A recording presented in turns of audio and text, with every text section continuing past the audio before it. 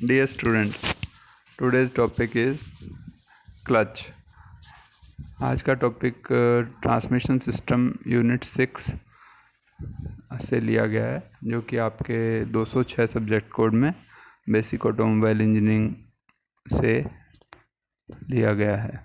मैं Vikram Sharma, lecturer mechanical automobile from government polytechnic college Ajmer, इसी topic पे डिस्कशन करूँगा। सबसे पहले क्लच क्या है और ये क्या काम आता है। तो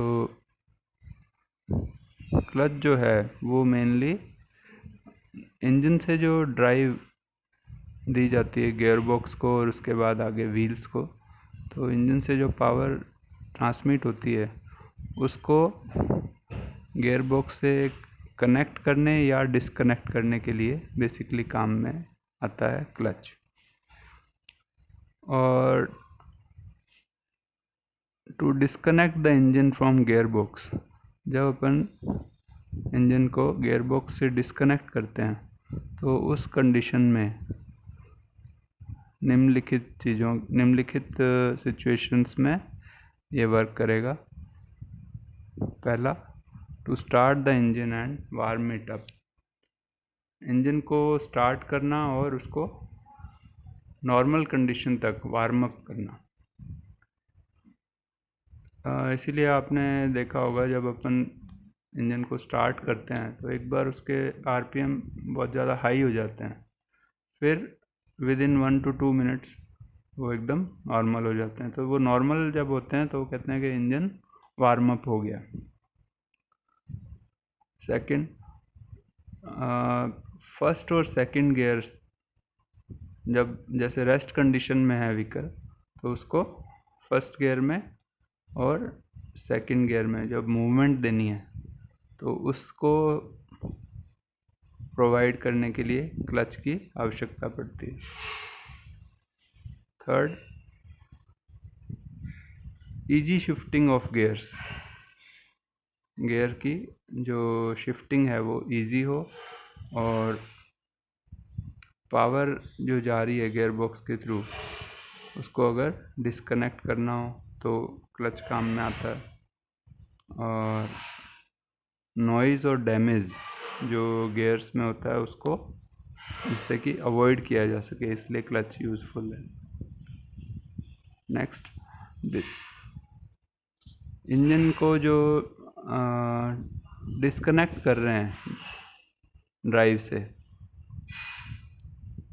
जैसे जब कोई व्हीकल मूव कर रहा है तो कहीं रोकना है उसको, तो जब अपन ब्रेक अप्लाई करते हैं, ब्रेक पेडल प्रेस करते हैं, तो उस टाइम पे इंजन को बंद होने से बचाने के लिए क्लच का यूज़ किया जाता है।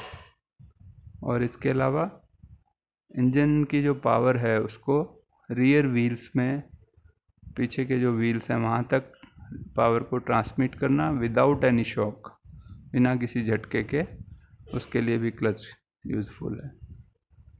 और क्लच को इंगेज कब किया जाता है, जब व्हीकल मोशन में हो, मतलब रेस्ट कंडीशन में नहीं होगा।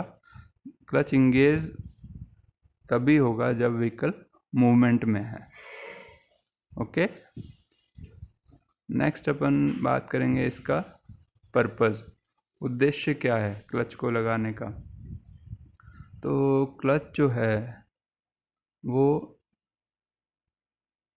इंजन को डिसएंगेज करने में, किससे, गियर बॉक्स से, गियर बॉक्स से इंजन को डिसएंगेज करना, हटाना ड्राइव को, और गियर शिफ्ट करना।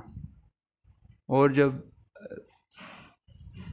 किसी व्हीकल को अपन रोक रहे हैं उस टाइम पीरियड में इसको यूज़ किया जाता है।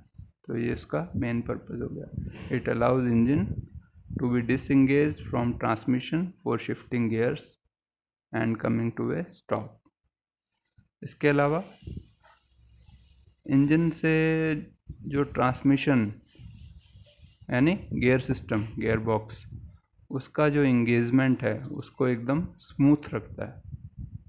तो it allows smooth engagement of engine to transmission. ये हुआ पर्पस। नेक्स्ट है क्लच की रिक्वायरमेंट्स। तो क्लच की मेन क्या रिक्वायरमेंट्स हैं? पहली है easy to operate. It should be easy to operate. जब भी इसको यूज़ करें तो एकदम उपयोग करने में आसानी रहे। Second, as small as possible.